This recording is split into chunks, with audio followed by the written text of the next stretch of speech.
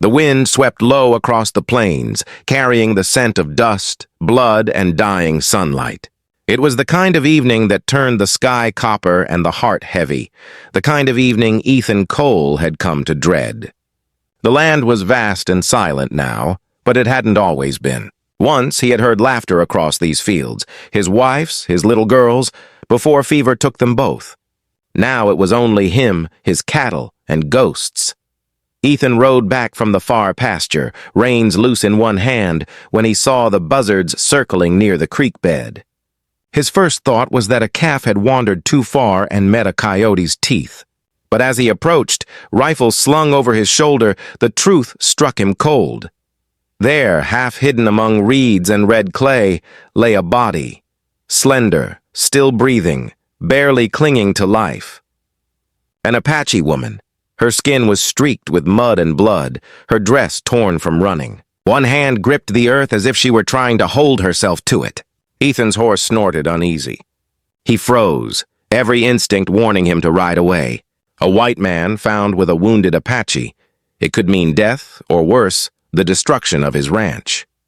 The townsfolk already looked for excuses to burn out anyone they suspected of sympathizing. But then she moved. Her eyelids fluttered, and a low moan escaped her lips, a sound so raw, so human, it cut through his fear. Her eyes opened just enough to see him, blue shirt, rifle, pale skin, and terror flooded her face. She tried to crawl away, her voice breaking in her native tongue, then switching to broken English. "There! It hurts."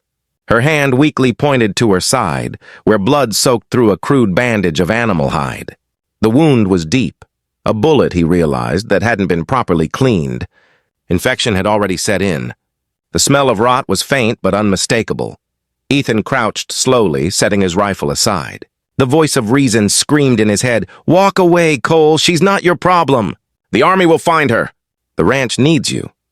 But another voice, older, quieter, spoke beneath it. The one that had once guided his hands on the battlefield, when he'd been a field medic, patching up boys who screamed for their mothers. "You took an oath once," it whispered. "You swore to save life where you could." He tore open his canteen and trickled water over her cracked lips. She flinched but didn't turn away. When he reached for the bandage, she hissed, clutching his wrist with surprising strength. "I ain't gonna hurt you," he said softly, though he wasn't sure she understood. "Let me see." Her grip loosened, and Ethan peeled back the filthy cloth. The wound was angry red, oozing.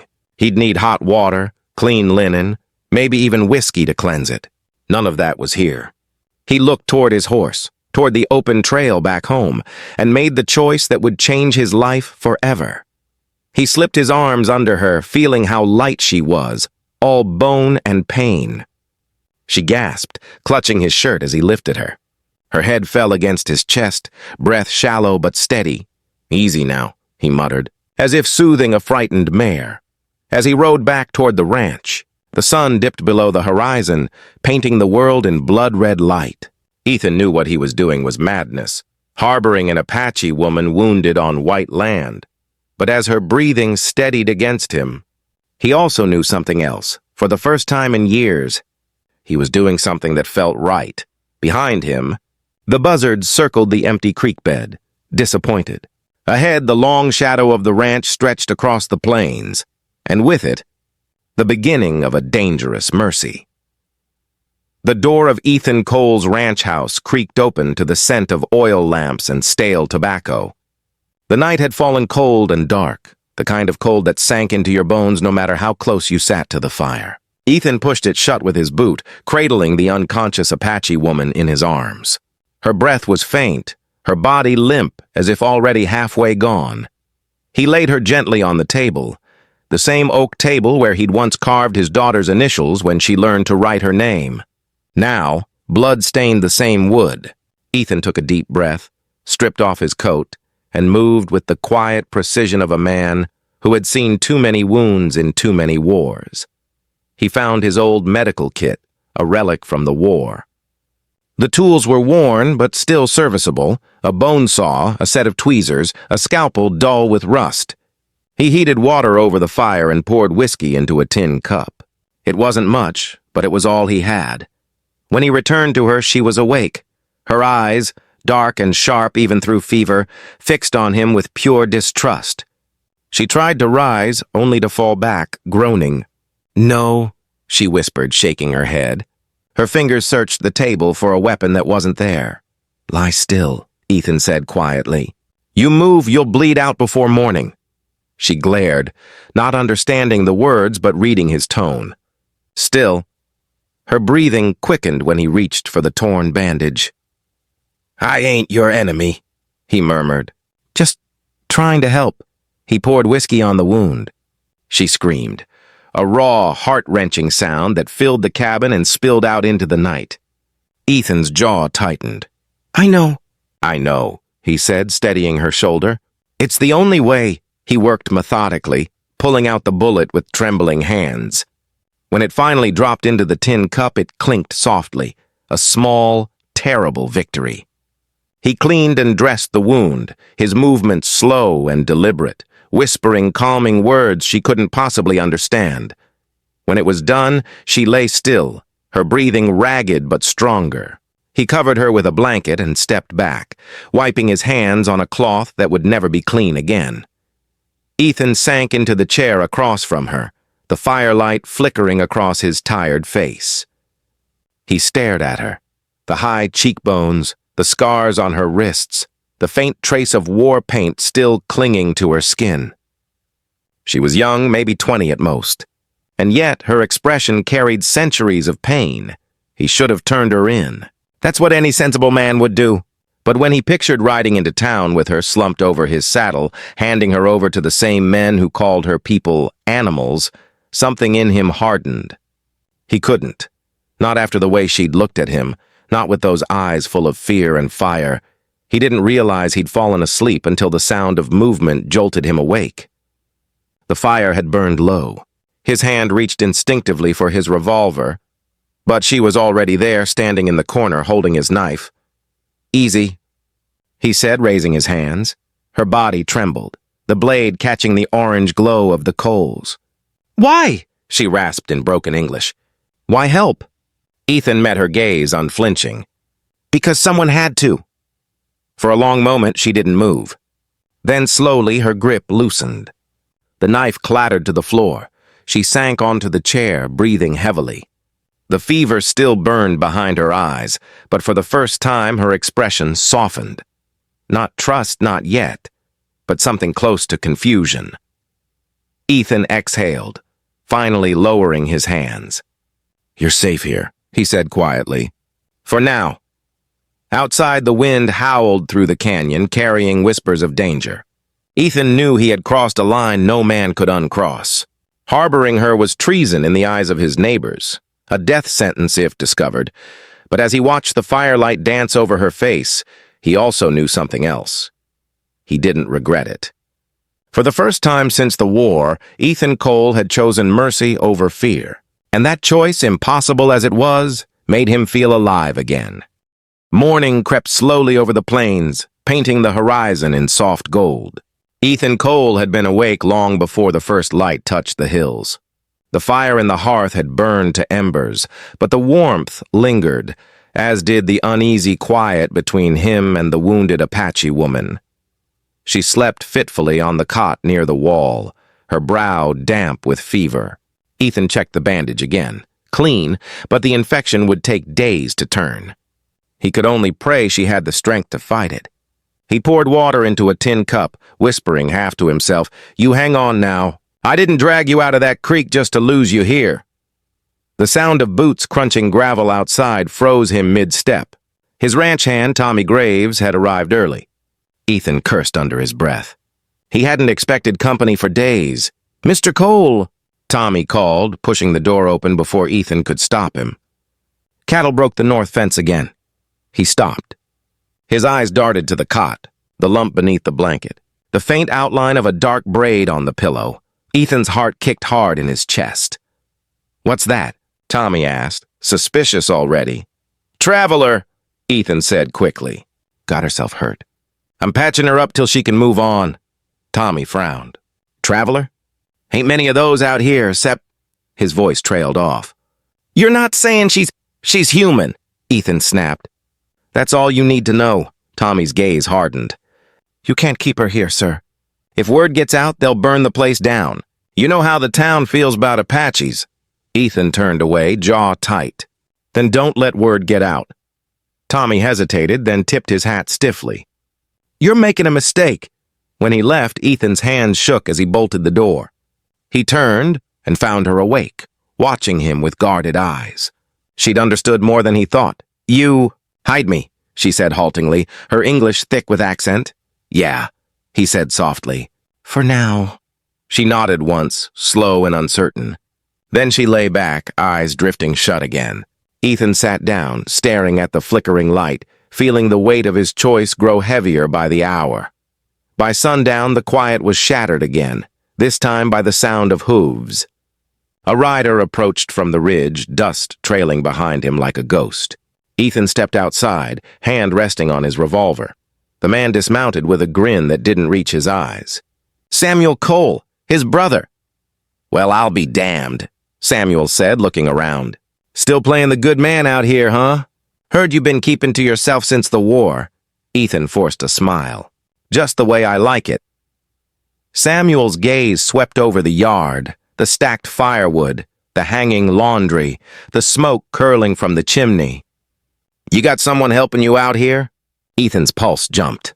No, just me, Samuel grunted. Huh, must have been seeing things then. Fella down the trail swore he spotted a woman by your creek. Thought maybe you took yourself a wife. Ethan's throat went dry. Ain't no wife here. Shame, Samuel said, stepping closer. You always did like saving strays, though. Remember that half-dead mule you brought home when we were boys? You're soft, brother. Always were. He brushed past Ethan and walked toward the barn. Ethan followed, forcing calm into his steps.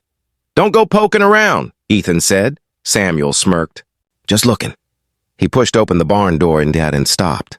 The air was thick with the smell of herbs and smoke. Ethan's stomach turned to stone. He'd forgotten the bloodied rags he'd hidden there. Samuel's eyes narrowed. What the hell's this? Ethan's voice came low, firm, almost pleading. Best you don't ask. A tense silence stretched between them, a thin line between brothers ready to snap. Finally, Samuel spat in the dirt. You're playing a dangerous game, Ethan. One that's gonna get you killed. When he rode off, the sun was setting, burning red over the horizon. Ethan stood there long after the sound of hooves faded, the weight of fear settling like lead in his gut. Inside, Tala sat on the cot, watching the door. She didn't need to ask what had happened. She already knew. Ethan met her gaze, voice low and steady. We're running out of time. The wind moaned through the empty plains, carrying the smell of smoke and the promise of trouble. The following days bled into one another, tense and quiet as a coiled snake. The danger of discovery pressed on Ethan's mind with every sunrise. He'd catch himself glancing toward the horizon, expecting to see dust rising from riders, the sheriff, a mob, or worse, soldiers. But each dawn came and went without incident. The world remained eerily still. Inside the small cabin, the silence between Ethan and Tala began to shift. What had started as mutual suspicion slowly turned into something else, a fragile, wordless understanding. Tala's strength was returning. Her fever had broken, leaving her skin pale and eyes sharp again. She still winced when she moved, but she refused to rest longer than necessary. Ethan would find her trying to stand, leaning against the table, insisting she could walk. Easy, he'd mutter, steadying her. You'll tear the stitches. She frowned, not understanding the words, but recognizing his tone. No weak, she'd answer stubbornly. Strong. Ethan couldn't help the ghost of a smile that tugged at his mouth. Yeah, he said quietly. You're strong, all right. They began to find small ways to communicate. When words failed, gestures filled the space between them. A hand pressed to her chest to mean me, a point toward the door to mean go. Each day, Ethan taught her a new word, scribbling it in the dirt or on a scrap of paper. Water, he said one afternoon, handing her a cup. Water, she repeated carefully, her accent soft and musical. He nodded. Good. Water. She smiled faintly, the first real smile he'd seen from her, and pointed to herself. Tala, he blinked. That your name? She nodded proudly. Tala. Then, with a questioning look, she pointed at him. Ethan, he said. Ethan. The way she said it made something inside him stir, something warm and dangerous. That night, they sat by the fire. The wind outside whispered through the cracks in the cabin, carrying the scent of rain. Ethan cleaned his revolver in silence while Tala watched the flames dance. After a while, she reached out and traced a shape in the dirt with her finger. A crescent moon, then a line of stars. Apache word, she said softly, tapping the drawing. Chi. Ethan tilted his head. Moon? She nodded. Moon. She watch. Always. He followed her gaze out the window. The moon hung low and silver, watching indeed. My people used to say the same thing, he said quietly. That someone's always watching, making sure we do right. Tala looked at him for a long moment, then pointed to his chest. You good man? Ethan's eyes dropped to the floor. Used to be, he murmured. He didn't tell her about the war, about the things he'd done to survive, the boys he couldn't save, the screams that still echoed in his sleep. But somehow he felt she saw it anyway. Days turned to a week. Ethan noticed the way Tala would pause by the window, her eyes searching the horizon. For what? He didn't know. Freedom, maybe, or vengeance, but peace couldn't last. The morning it rained, Tommy Graves returned unannounced again. His face was grim. Samuel's talking in town, he said. Says you're hiding someone. He means to come back with men. Ethan's stomach clenched. When? Tomorrow, maybe. Maybe sooner. Tala appeared at the doorway behind him, silent as a shadow. Her eyes met Ethan's, reading the fear there. You go, she said simply. They kill you if stay. Ethan shook his head. Ain't leaving you here to die. She took a step closer, her voice low and steady. You help me. I help you now. Ethan didn't understand at first, until she lifted his hand and placed it against her heart. Together, she said. For a long moment, neither spoke. The fire crackled softly, rain tapping against the window. Ethan finally nodded. Together, then. Outside, thunder rolled over the plains, as if the heavens themselves were warning them, the calm before the coming storm. The night came down hard and heavy, draping the plains in a silence so deep it felt like the earth itself was holding its breath. Inside the small cabin, the fire burned low. Ethan sat at the table with his rifle laid across his lap, every nerve pulled tight. He hadn't slept in nearly 2 days, not since Tommy's warning. Tala moved quietly behind him, wrapping dried meat and bread in cloth. She'd insisted on helping him prepare to run, though Ethan still didn't know if they had the time. He glanced toward the window for the 100th time, searching the horizon. Nothing yet. Only the vast, empty dark. You don't have to do this, he said finally. You can still slip out before they come. They're after me, not you. Tala looked up from her work, her expression calm, resolute. They come for both. Not care who die. Ethan's throat tightened. She was right.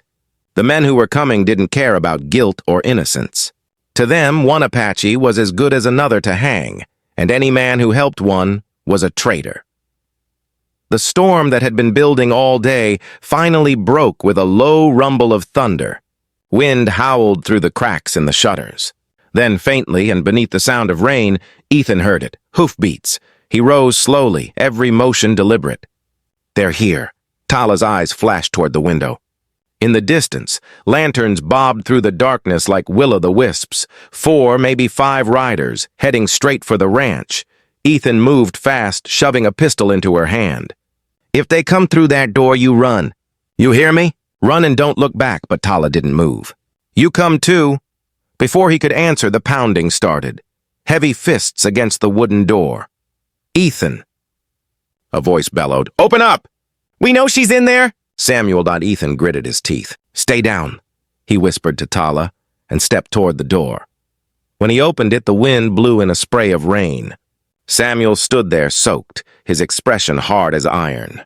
Behind him, 2 men from town held rifles ready. Well, Samuel said, eyes narrowing, You always did have a soft spot for lost causes. Ethan didn't answer. You're harboring a savage, Samuel continued. You know what that means. You're bringing danger to all of us. Ethan's voice came out low and even. She's no threat to anyone. She was hurt.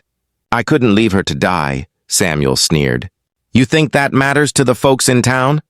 They see you riding with an Apache, they'll burn this place down by morning. Lightning flashed, and in that split second of white light, Samuel saw her. Tala stood behind Ethan, half hidden in shadow, her hair loose, her eyes burning with defiance. There! One of the men shouted, raising his rifle. Everything happened in a heartbeat. Ethan shoved the door shut and fired through the wood. A man outside screamed. The gunfire erupted like thunder. Glass shattered. Tala ducked low, grabbing Ethan's arm, pulling him toward the cellar trap door.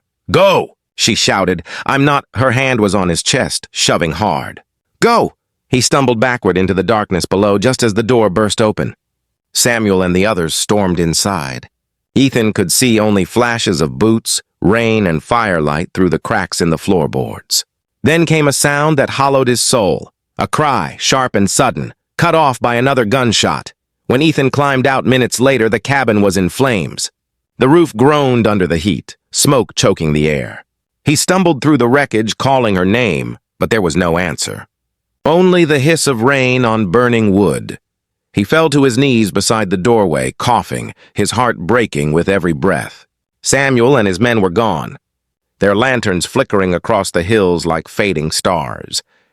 Then, as the fire died to embers, Ethan saw it, a small beaded necklace lying on the floorboards, untouched by the flames. Tala's. He picked it up with shaking hands. It was all that remained. Outside, the rain poured harder, washing blood and ash into the dirt. The ranch was gone. So was she. Ethan Cole sat alone in the ruins, the necklace clenched in his fist, realizing that mercy had cost him everything. And yet, somehow he couldn't bring himself to regret it. Weeks passed, though Ethan Cole could no longer tell one day from another. The fire had devoured everything, the cabin, the barn, his livestock. What remained of his ranch was a blackened skeleton against the pale desert sky. He had buried what he could salvage beneath a few boards near the well, his tools, a tin box of keepsakes, and the necklace he could not yet bear to look at. The townsfolk said he'd gone mad. They weren't wrong. When Ethan rode into town to buy supplies, people stepped aside like he carried disease. He could hear their whispers. That's him. The one who sheltered the savage. Others muttered that Samuel had gone back to the army after putting his brother's nonsense to rest. Ethan didn't argue. He had no fight left in him. He slept in the saloon's back room for a while, earning coins, fixing fences, and shoeing horses. But no amount of whiskey dulled the memory of that night. The smell of smoke, the sound of her scream, the image of the necklace glinting in the ashes. Some nights, he dreamed of her voice.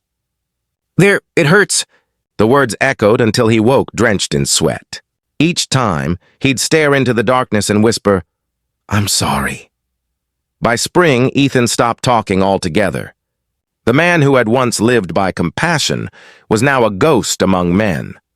Quiet, hollow-eyed, and haunted. Then, one night, as he sat outside the saloon beneath a cold moon, a shadow appeared on the road, small, silent, and watching. Ethan squinted. A boy stood there, Apache, maybe 12 years old, wrapped in a tattered blanket. His face was solemn, his eyes too old for his years. You lost, kid? Ethan asked, his voice rough with disuse. The boy didn't answer. He reached into his pouch and pulled out something wrapped in leather. Carefully, he held it out. Ethan took it, his calloused hands trembling. Inside was a carved piece of wood, smoothed by touch. On it were 3 words crudely etched in English letters. She lives. Remember. Ethan's heart stopped. He looked up sharply. Where did you get this? The boy simply pointed toward the mountains, the distant red canyons that marked the edge of Apache land. Then, without another word, he turned and vanished into the night, his bare feet silent on the sand. Ethan sat frozen, staring at the carving until dawn. She lives, he whispered, as if afraid the words might shatter if spoken too loud. The idea seemed impossible. She had been shot, lost in the chaos, consumed by flame. And yet he knew. Somehow he knew. Tala was alive. That morning, Ethan packed what little he owned, his revolver, a knife, the carving, and the necklace. He saddled his horse and turned toward the mountains. The air smelled of rain again, heavy and sharp. He rode for days, following dry riverbeds and coyote tracks, sleeping beneath the stars. Each mile stripped away the man he had been, the rancher, the soldier, the sinner, until all that remained was purpose. On the third night, as he camped near the mouth of a canyon, a group of riders appeared in the distance, Apaches, silent and watchful. Ethan didn't reach for his gun. He raised his hands instead, holding up the carving like an offering. One of the riders dismounted and approached, a spear in hand. "You come far," the man said in accented English. "Why?" Ethan met his gaze steadily. "I'm looking for someone." He hesitated, then added softly, "A woman." "Her name's Tala." The man studied him for a long time, then nodded once. "Maybe she find you," he said. "Maybe not." Without another word, the riders turned and disappeared into the canyon. Ethan followed. The wind picked up, carrying the scent of sage and smoke. The land ahead was wild, untamed, the same kind of place where he had once found her bleeding by the creek. But now he wasn't the savior. He was the one seeking redemption. As night fell, Ethan made camp beside a narrow stream. He pulled out the necklace and held it in the firelight, the beads glinting like tiny stars.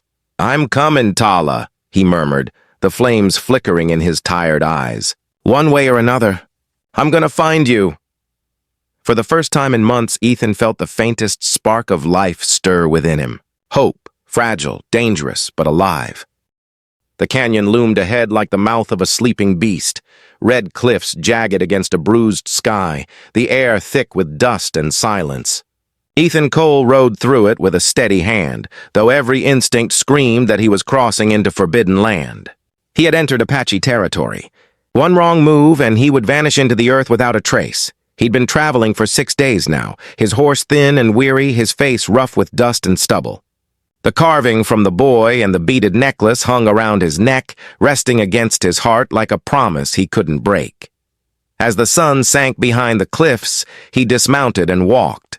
The stillness was broken only by the sound of his boots scraping stone. The canyon floor was littered with arrowheads, broken pottery, and bones, reminders that this place had seen too much death. Ethan knew he was being watched. Every few steps he felt eyes on him, unseen figures moving through the rocks above. Finally, a voice rang out from the shadows. "White man, stop!" Ethan froze. 3 warriors stepped into view, bows drawn. Their faces were painted in streaks of ash and ochre. One of them, the same man who'd spoken to him days before, recognized him and lowered his weapon slightly. "You again," the warrior said. "You still walk where you should not." Ethan raised his hand slowly. "I came to find her. Tala." The warrior's expression didn't change. He said something in Apache to the others, then motioned for Ethan to follow. "You come." But no weapon. Ethan unbuckled his revolver and knife, setting them on the ground. Then he followed the men deeper into the canyon. They led him to a hidden settlement nestled in the cliffs, a collection of stone dwellings, fires glowing faintly in the dusk. Women and children paused their work as he passed, their eyes wary. Ethan felt the weight of their silence press on him like judgment. At the far end of the canyon stood a tall figure cloaked in animal hide, her back turned. The firelight danced over her hair, long black and streaked with silver. She turned when she heard him approach. Tala Ethan stopped dead. She was alive, changed, but alive. The years, or perhaps months, had hardened her. A long scar ran from her shoulder to her collarbone. Around her neck hung a new necklace of beads and bone. Her eyes, still fierce and dark, studied him without a flicker of emotion. "You found me," she said in halting English. Ethan's throat tightened. "I didn't know if I would." "You come far," she said. "Why?" He swallowed hard. "To see if you were real." To make things right. Tala stepped closer, her gaze piercing. Right? She repeated softly. You think you can make right what your people do? Ethan lowered his head. No, but I can face it. She studied him for a long moment, then motioned for him to follow. Then you see. They walked through the canyon together, past graves marked by stones and feathers. Here, she said, pointing to the mounds. My family, hunters, children, soldiers came in night. Killed all. Ethan's breath caught. I didn't know. No, she interrupted, her voice cold but not cruel. You didn't want to know. They stopped at the edge of the burial ground. The wind howled through the rocks like a mourning spirit. Ethan fell to his knees, removing his hat. I'm sorry, he said quietly, the words barely a whisper. For all of it. Tala watched him in silence, her expression unreadable. Then, slowly, she crouched beside him. You saved me, she said. But you also make me lose everything. Now you carry that. Ethan nodded, tears cutting through the dust on his face. I already do. The silence stretched between them, heavy with years of pain. Finally, Tala stood and looked toward the rising moon. Tomorrow, she said, you go. You cannot stay here. But before you leave, you will understand. Ethan looked up, confused. Understand what? Tala's eyes glowed in the firelight. What it means to lose a world. As she walked away, Ethan remained kneeling among the graves, the desert wind whispering through the stones. For the first time, he truly felt the weight of history pressing down, not the history written in books, but the one carved in blood and silence. And in that moment, he realized redemption wasn't something to earn. It was something you carried, like a scar that never healed. The canyon was still when Ethan woke, the kind of stillness that pressed against the soul, deep and eternal. The fire beside him had burned to ash, and the first light of dawn spilled down the cliffs like molten gold. He had barely slept. His mind had replayed Tala's words again and again. Tomorrow you will understand. Now, morning had come. He rose stiffly, brushing dust from his coat, and looked toward the heart of the settlement. The Apache camp was already stirring, women tending fires, children running barefoot through the dust, men returning from night watch. No one spoke to him, but none drove him away either. It was as if they were waiting for something inevitable. Tala appeared from between the stone dwellings, her long hair braided with feathers, her face painted with streaks of white clay. She carried no weapon, only a staff carved with markings Ethan couldn't read. She gestured for him to follow. Come, she said simply. They walked in silence through the canyon, the path winding between red rocks and desert sage. The air was cool and sharp, and each step echoed faintly in the stillness. After a while, they came to a narrow pass that opened into a wide basin of stone. Ethan stopped, his breath catching. Before him lay the remains of a village, burnt huts, broken pottery, blackened bones. The ground itself seemed scorched, as if the earth still remembered fire. This, Ethan began, but his voice faltered. Tala's gaze was steady. This is what they did. Your soldiers, your people. Ethan swallowed hard. He could almost see it. The chaos, the flames, the screams of children, the thunder of rifles. The ghosts of it clung to the air thick as smoke. I didn't know, he said hoarsely. Tala turned to him sharply. You chose not to know, she said. You lived your life, your cattle, your fences, while we buried our dead in the dark. Her words cut deeper than any blade. Ethan's shoulders sagged beneath the weight of them. You're right, he whispered. I was blind. I thought I was a good man once. Thought patching up one wound might heal something. But it doesn't, does it? Tala's expression softened just slightly. You cannot heal what you do not face. They stood in silence for a long time. The sun rose higher, casting long shadows over the graves. Ethan knelt and pressed his hand to the earth, feeling its warmth seep into his skin. I can't undo what's been done, he said quietly. But if there's a way to make peace, to help your people, tell me how. Tala looked at him, really looked, and saw a man hollowed by guilt yet still standing. A man who had carried her out of death's reach when he could have left her to die. There is no peace, she said softly. Not yet, but maybe one day. Maybe when the children remember not hate, but the truth. She reached into her pouch and drew something out, the beaded necklace he'd found in the ashes. You kept this, she said. He nodded. It was all I had left of you. Tala smiled faintly and placed it back around his neck. Then keep it. Let it remind you, not of me, but of what you saw here. Ethan's throat tightened. And what will you do? I lead my people, she said simply. That is my place. He nodded slowly. And mine. Tala glanced toward the rising sun. You walk between, she said. Not theirs, not ours. But maybe someday you make them see? Ethan rose, understanding more in her silence than in her words. He looked around the basin one last time, the graves, the ruins, the endless red earth. Then he turned to her. Goodbye, Tala. She tilted her head, eyes soft with something like forgiveness. No goodbye. The earth remembers. He climbed the ridge as dawn broke fully across the plains. When he reached the top, he looked back. She was still there. A lone figure standing in the firelight of morning, small but unbroken. The wind carried her voice faintly across the canyon.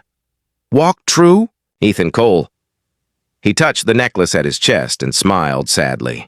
Then he turned and rode toward the horizon, not home, for that place no longer existed, but into the vast unknown. Behind him, the sun rose higher, bathing the canyon in gold. Before him stretched the open prairie, endless, empty, and full of promise. Ethan Cole was no longer the man he had been. He was something else now, a bridge between two broken worlds, a bearer of truth, and a living witness to both the mercy and the cruelty that defined humankind.